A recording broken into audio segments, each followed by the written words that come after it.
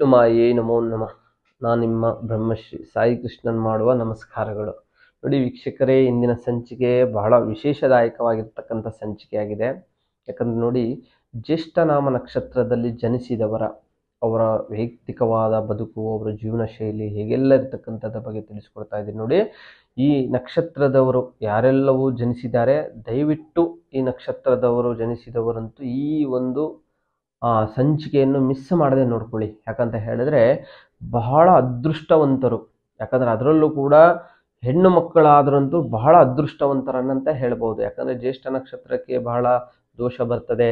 ಬಹಳ ಹೆಣ್ಣು ಮಕ್ಕಳು ಜನಿಸಿದ್ರೆ ಅದು ಜ್ಯೇಷ್ಠ ಮಗಳು ಅಂತಕ್ಕಂಥದ್ದು ದೋಷ ಬರ್ತದೆ ಅಂತ ಹೇಳ್ತಾರೆ. ಅದೆಲ್ಲ ಬಿಡಿ. ಯಾಕಂದ್ರೆ ಜ್ಯೇಷ್ಠ ನಕ್ಷತ್ರದವರು ಎಷ್ಟು ಪ್ರಭಾವಶಾಲಿಗಳಂದ್ರೆ ಬಹಳ ಅದೃಷ್ಟವಂತರು, ಬಹಳ ಧನವಂತರು, ಅತಿ ಶ್ರೀಮಂತಿಗಾಗುವಂಥ ಯೋಗಗಳು, ಸಾಧನೆಗೈಯುವಂಥ ವ್ಯಕ್ತಿಗಳು. ಯಾಕಂದ್ರೆ ಈ ನಕ್ಷತ್ರದವರು ಸಾಧನೆ ಮಾಡಿದವರೇ ಹೆಚ್ಚು. ಆ ಕಾರಣದಿಂದ ಈ ಸಂಚಿಕೆಯಲ್ಲಿ ವಿಶೇಷದಾಯಕವಾಗಿರ್ತಕ್ಕಂಥದ್ದು ಜ್ಯೇಷ್ಠ ನಕ್ಷತ್ರದವರು ಯಾರೆಲ್ಲ ಇದ್ದಾರೋ ದಯಮಾಡಿ ಈ ಸಂಚಿಕೆಯನ್ನು ಮಿಸ್ ಮಾಡದೆ ತಪ್ಪದೆ ನೋಡಬೇಕಾಗತ್ತೆ. ಆ ಕಾರಣದಿಂದ, ಯಾಕಂದ್ರೆ ಜ್ಯೇಷ್ಠ ನಕ್ಷತ್ರದವರು ಹುಟ್ಟಿದ ಮನೆಗೂ ಶ್ರೀಮಂತಗ ಕೊಡ್ತಕ್ಕಂಥದ್ದು, ಹೋದ ಮನೆಗೆ ಅಂದ್ರೆ ವಿವಾಹ ಆಗಿ ಹೋಗದ ಮನೆಗೆ ಗಂಡನಿಗೂ ಯೋಗ ತರ್ತಕ್ಕಂಥದ್ದು ಅಂತ ನಕ್ಷತ್ರವಾಗಿದೆ ಇದು.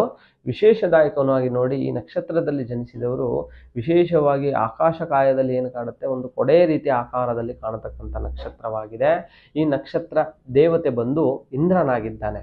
ಇಂದ್ರ ಅಂತ ಹೇಳಿದ್ರೆ ಬಹಳ ಪ್ರಬಲಶಾಲಿಯಾಗ್ತಕ್ಕಂಥ ದೇವತೆ. ಹಾಗೆ ಈ ನಕ್ಷತ್ರದಲ್ಲಿ ಆದ್ಯ ನಾಡಿ ಬರ್ತದೆ, ಪ್ರಾಣಿ ಬಂದು ಜಿಂಕೆ ಬರ್ತದೆ, ಮತ್ತೆ ರಾಕ್ಷಸ ಗಣ ಆಗ್ತದೆ. ಮತ್ತೆ ಈ ನಕ್ಷತ್ರದಲ್ಲಿ ಜನಿಸಿದವರು ನೋಡಿ ಬಹಳಷ್ಟು ಕೂಡ ಬಹಳ ಹೆಣ್ಣು ಮಕ್ಕಳಾದಂತೂ ಬಹಳ ಸುಂದರವಾಗಿರ್ತಕ್ಕಂಥದ್ದು. ಹಣೆ ಎತ್ತರವಾಗಿರ್ತದೆ, ಕಣ್ಣುಗಳು ವಿಶೇಷವಾಗಿ ಹುಬ್ಬು ಎತ್ತರವಾಗಿರ್ತಕ್ಕಂಥದ್ದಾಗಿರುತ್ತೆ, ಎದ್ದು ಕಾಣುವಂಥ ಹುಬ್ಬಾಗಿರುತ್ತೆ. ಕಣ್ಣುಗಳು ವಿಶೇಷವಾಗಿ ಸೂಕ್ಷ್ಮ ಸೂಜಿಯಂತೆ ಇರತಕ್ಕಂಥದ್ದಾಗಿರುತ್ತೆ, ಒಂದು ಕಮಲದ ರೀತಿಯಲ್ಲ ಆಗಿರ್ತಕ್ಕಂಥ ಕಣ್ಣಾಗಿರುತ್ತೆ. ಹಾಗೆ ಎದ್ದು ಕಾಣುವಂತಹ ಮೂಗಾಗಿರುತ್ತೆ, ಉದ್ದವಾಗಿರ್ತಕ್ಕಂಥ ಮೂಗಾಗಿರುತ್ತೆ. ಮತ್ತು ಕಿವಿಗಳು ಅಷ್ಟೇ ಪ್ರಮಾಣದ ಸಣ್ಣದಾಗಿರ್ತಕ್ಕಂಥ ಕಿವಿಗಳಾಗಿರುತ್ತೆ. ಮತ್ತೆ ಇವ್ರದ್ದು ಗಲ್ಲಗಳು ಚಪಟೆ ಆಗಿರ್ತಕ್ಕಂಥ ಆಕಾರದಲ್ಲಿರ್ತಾರೆ. ಬಹಳ ಇವರು ನೋಡ್ಲಿಕ್ಕೇನೆ ಬಹಳ ಅದೃಷ್ಟವಂತರೇ.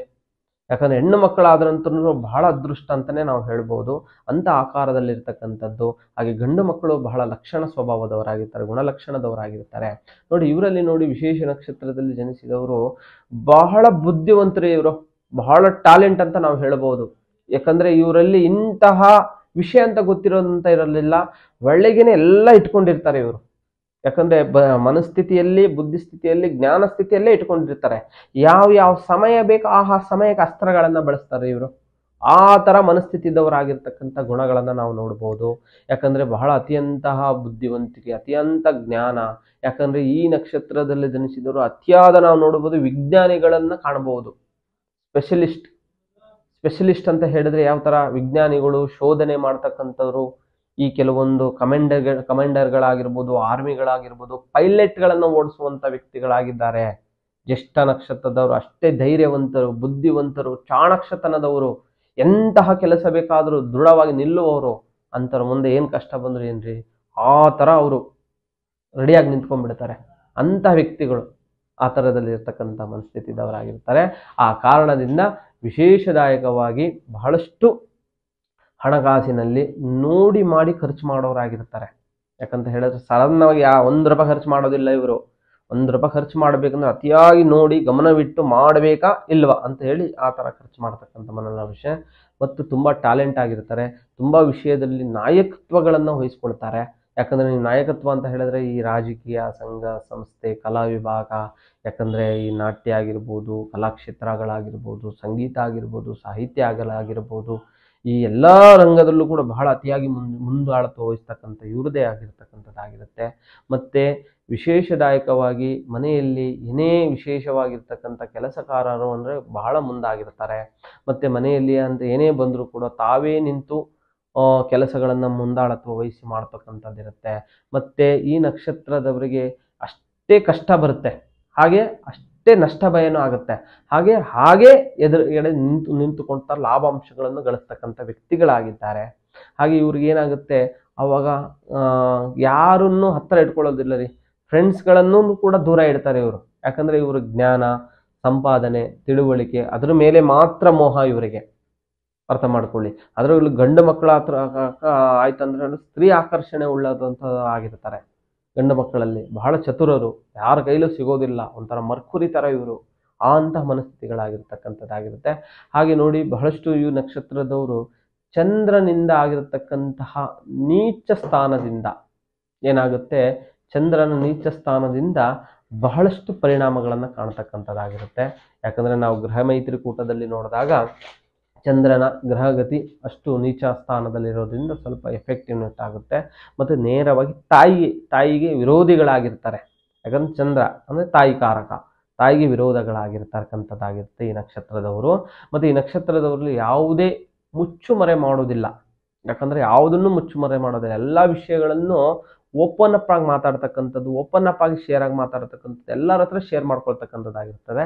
ಕೆಲವೊಂದು ಏನಾಗ್ತದೆ, ಇವರು ಮಾತಾಡೋ ಶೈಲಿಯಲ್ಲಿ ದುಡುಕು ಅವಸಾರದ ನಿರ್ಧಾರಗಳಲ್ಲಿ ಸ್ವಲ್ಪ ಇವರಿಗೆ ಆ ಒಂದು ವರ್ಗದಿಗಳಿಂದ ಸ್ವಲ್ಪ ತೊಂದರೆಗಳು ಕಾಣ್ತಕ್ಕಂಥದ್ದಿರುತ್ತೆ.